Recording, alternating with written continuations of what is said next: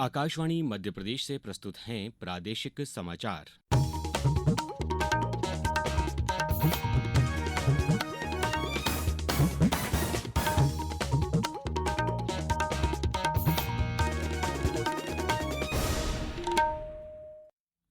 नमस्कार, समाचारों के साथ मैं अभिषेक कटियार। सबसे पहले इस बुलेटिन के मुख्य समाचार। प्रधानमंत्री नरेंद्र मोदी ने फ्रांस के साथ व्यापारिक संबंधों को सुदृढ़ करने और नवाचार को बढ़ावा देने की प्रतिबद्धता दोहराई। प्रयागराज में आज महाकुंभ का माघी पूर्णिमा स्नान जारी, 10 लाख से अधिक कल्पवासी होंगे शामिल। मुख्यमंत्री डॉक्टर मोहन यादव आज नई दिल्ली में GIS 2025 के कर्टन रेजर कार्यक्रम में देश विदेश के निवेशकों से करेंगे मुलाकात। और भारत और इंग्लैंड के बीच 3 एक दिवसीय अंतर्राष्ट्रीय क्रिकेट मैचों की श्रृंखला का अंतिम मुकाबला आज अहमदाबाद में। अब समाचार विस्तार से। प्रधानमंत्री नरेंद्र मोदी और फ्रांस के राष्ट्रपति इमैनुअल मैक्रों ने पेरिस में 14वें भारत फ्रांस CEO फोरम को संबोधित किया और आपसी व्यावहारिक संबंधों को सुदृढ़ करने और नवाचार को बढ़ावा देने की प्रतिबद्धता दोहराई। फोरम में दोनों देशों के शीर्ष औद्योगिक नेता रक्षा, एरोस्पेस, आर्टिफिशियल इंटेलिजेंस, आधारभूत ढांचे और सतत विकास जैसे प्रमुख क्षेत्रों पर विमर्श के लिए एकत्रित हुए। प्रधानमंत्री ने अपने संबोधन में वैश्विक निवेश गंतव्य के तौर पर भारत के प्रति बढ़ते आकर्षण का उल्लेख किया और स्थिर नीतियों तथा निरंतर आर्थिक सुधारों की चर्चा की। उन्होंने बीमा क्षेत्र को प्रत्यक्ष विदेशी निवेश के लिए पूर्ण रूप से खोलने, नागरिक परमाणु ऊर्जा में निजी भागीदारी की अनुमति देने और व्यापार सुगमता बढ़ाने के लिए कर संरचना सरल बनाने की बात कही। प्रधानमंत्री ने कहा कि नियामक सुधारों से भारत का आर्थिक प्रशासन अधिक भरोसेमंद और सक्षम बन गया है। प्रधानमंत्री ने फ्रांसीसी कंपनियों को रक्षा, ऊर्जा, विमानन, अंतरिक्ष, फिनटेक और स्वास्थ्य सेवा जैसे क्षेत्रों में निवेश के नए अवसर तलाशने के लिए आमंत्रित किया। प्रयागराज में आज महाकुंभ का माघी पूर्णिमा स्नान चल रहा है। कल्पवास के विशेष अनुष्ठान के समापन के प्रतीक इस स्नान का विशेष महत्व है। इस वर्ष इसमें 10 लाख से अधिक कल्पवासी शामिल होंगे। माना जाता है कि माघ पूर्णिमा तक प्रयागराज में संगम तट पर कल्पवास करने से 1000 साल की तपस्या का फल मिलता है।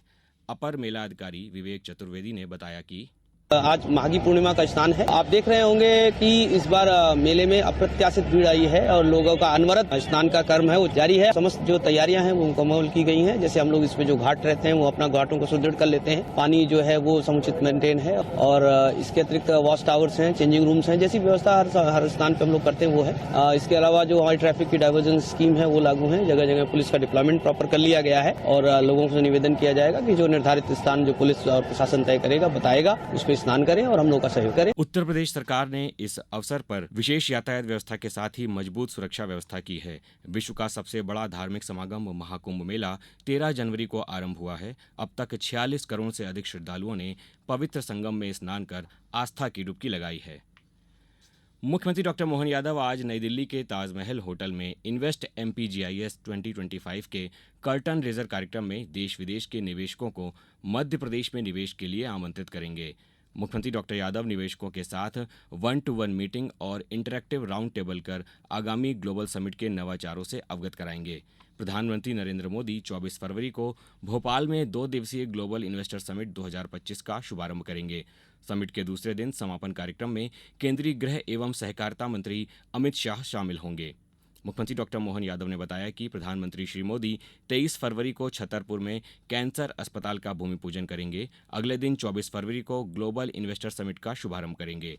नई दिल्ली में आज मुख्यमंत्री डॉक्टर यादव निवेशकों के साथ रूबरू होकर प्रदेश में निवेश की संभावनाओं और सरकार की औद्योगिक नीतियों व प्रतिबद्धता से अवगत कराएंगे।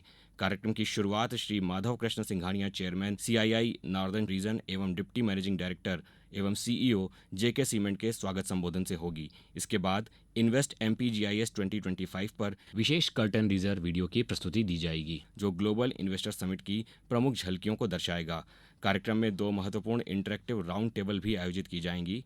पहली राउंड टेबल मीटिंग में टेलीकॉम कंपनियों के प्रतिनिधि और दूसरी राउंड टेबल मीटिंग में विभिन्न देशों के राजदूत शामिल होंगे। इसमें निवेश और साझेदारी की नई संभावनाओं पर चर्चा होगी। अब समाचारों में वक्त है एक ब्रेक का। ये समाचार आप आकाशवाणी मध्य प्रदेश से सुन रहे हैं। ये समाचार बुलेटिन YouTube पर Madhya Pradesh news all India radio channel पर और फेसबुक साथ ही एक्स प्लेटफॉर्म पर AIR न्यूज भोपाल पेज पर सुने जा सकते हैं। इसके अलावा आप हमारी वेबसाइट newsonair.gov.in पर अथवा न्यूज ऑन AIR ऐप पर भी समाचार सुन सकते हैं। समाचारों में एक बार फिर आपका स्वागत है।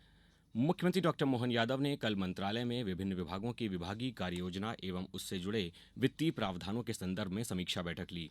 बैठक में मुख्यमंत्री डॉक्टर यादव ने विभागीय कार्ययोजनाओं की प्रगति की विस्तार से समीक्षा की। उन्होंने कहा कि वर्तमान वित्त वर्ष में विभागों को जारी किए गए बजट में वित्तीय अनुशासन का पालन करते हुए 100% बजट का उपयोग सुनिश्चित करें। नए वित्तीय वर्ष के बजट में योजनाओं के लक्ष्य के अनुरूप वित्तीय प्रावधान सुनिश्चित किए जाएं। सभी विभाग अपने निर्धारित लक्ष्य समय सीमा में पूरा करें, जिससे विकास कार्यों को सुचारू रूप से संपन्न कराया जा सके। मुख्यमंत्री डॉक्टर यादव ने प्रमुख सचिव लोक स्वास्थ्य एवं चिकित्सा शिक्षा को निर्देश दिए कि वे आयुष्मान निरामय योजना की नियमित रूप से मॉनिटरिंग करें। सभी जरूरतमंद व्यक्तियों के आयुष्मान कार्ड बनाने के प्रकरणों में तत्परता और सजगता से कार्रवाई की जाए। सभी पात्र व्यक्तियों के तेजी से आयुष्मान कार्ड बनाए जाएं। आज संत रविदास जयंती है। भारतीय संस्कृति में संतों ने समय समय पर समाज को नई दिशा दी है, उसके उत्थान के लिए कार्य किया और एक न्याय संगत व्यवस्था का संदेश दिया। संत रविदास जी भी उन्हीं में से एक थे, जिन्होंने समानता, श्रम की प्रतिष्ठा और आत्मनिर्भरता की शिक्षा दी। उनके विचारों की प्रासंगिकता आज भी उतनी ही गहरी है जितनी कि उनके समय में थी। संत रविदास जी 15वीं-16वीं शताब्दी के एक महान संत, समाज सुधारक और कवि थे। उनका जन्म वाराणसी में हुआ था। उनकी शिक्षाएं भक्ति आंदोलन का एक महत्वपूर्ण हिस्सा बनी और उन्होंने निर्गुण भक्ति को अपनाते हुए समानता और ईश्वर भक्ति का संदेश दिया। भारत और इंग्लैंड के बीच 3 एकदिवसीय अंतर्राष्ट्रीय क्रिकेट मैचों की श्रृंखला का अंतिम मुकाबला आज अहमदाबाद में खेला जाएगा। मैच दोपहर बाद 1:30 से शुरू होगा। भारतीय टीम पहले ही श्रृंखला में 2-0 की अजेय बढ़त बना चुकी है। कप्तान रोहित शर्मा ने कटक में पिछले मैच में शतक लगाया था। तेज गेंदबाज जसप्रीत बुमराह को पीठ में चोट के चलते आईसीसी चैंपियनशिप ट्रॉफी के लिए भारतीय क्रिकेट टीम में शामिल नहीं किया गया है। भारतीय क्रिकेट कंट्रोल बोर्ड BCCI ने कल रात में कहा कि हर्षित राणा को बुमराह की जगह टीम में शामिल किया गया है। स्पिनर वरुण चक्रवर्ती को यशस्वी जायसवाल के स्थान पर टीम में जगह दी गई है। रोहित शर्मा के नेतृत्व में भारतीय टीम 20 फरवरी को बांग्लादेश के साथ चैंपियंस ट्रॉफी अभियान की शुरुआत करेगी। 23 फरवरी को भारत का मुकाबला चिर प्रतिद्वंदी पाकिस्तान से होगा। भारत ग्रुप ए का अपना अंतिम मैच 2 मार्च को न्यूजीलैंड के साथ खेलेगा।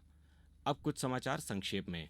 माखनलाल चतुर्वेदी राष्ट्रीय पत्रकारिता एवं संचार विश्वविद्यालय भोपाल महापरिषद के अध्यक्ष मुख्यमंत्री डॉक्टर मोहन यादव ने विजय मनोहर तिवारी को माखनलाल चतुर्वेदी राष्ट्रीय पत्रकारिता एवं संचार विश्वविद्यालय भोपाल का कुलगुरु नियुक्त किया है। मुरैना में ग्लोबल इन्वेस्टर समिट के तहत आयोजित बैठक में कलेक्टर अंकित अस्थाना ने जिले में औद्योगिक निवेश किए जाने के संभावित प्रस्तावों पर चर्चा की। रीवा में महाकुंभ तीर्थयात्रियों से अधिक दाम लेने वाले होटलों को कलेक्टर प्रतिभा पाल ने सील कर दिया है। रायसेन कलेक्टर अरुण विश्वकर्मा ने PM श्री केंद्रीय विद्यालय में छात्र छात्राओं से परीक्षा को लेकर संवाद किया। श्योपुर कलेक्टर अर्पित वर्मा ने स्वास्थ्य एवं महिला बाल विकास विभाग की बैठक में आंगनवाड़ियों को नियमित रूप से संचालित करने के निर्देश दिए। पन्ना में आगामी 8 मार्च को नेशनल लोक अदालत लगाई जाएगी और खंडवा में पुलिस विभाग द्वारा साइबर जागरूकता अभियान में सेफ क्लिक अभियान के समापन दिवस पर जन संवाद का आयोजन किया गया। अंत में मुख्य समाचार एक बार फिर। प्रधानमंत्री नरेंद्र मोदी ने फ्रांस के साथ व्यापारिक संबंधों को सुदृढ़ करने और नवाचार को बढ़ावा देने की प्रतिबद्धता दोहराई। प्रयागराज में आज महाकुंभ का माघी पूर्णिमा स्नान जारी, 10 लाख से अधिक कल्पवासी होंगे शामिल। मुख्यमंत्री डॉक्टर मोहन यादव आज नई दिल्ली में GIS 2025 के कर्टन रेजर कार्यक्रम में देश विदेश के निवेशकों से करेंगे मुलाकात। और भारत और इंग्लैंड के बीच 3 एकदिवसीय अंतर्राष्ट्रीय क्रिकेट मैचों की श्रृंखला का अंतिम मुकाबला आज अहमदाबाद में। इस बुलेटिन में इतना ही। नमस्कार।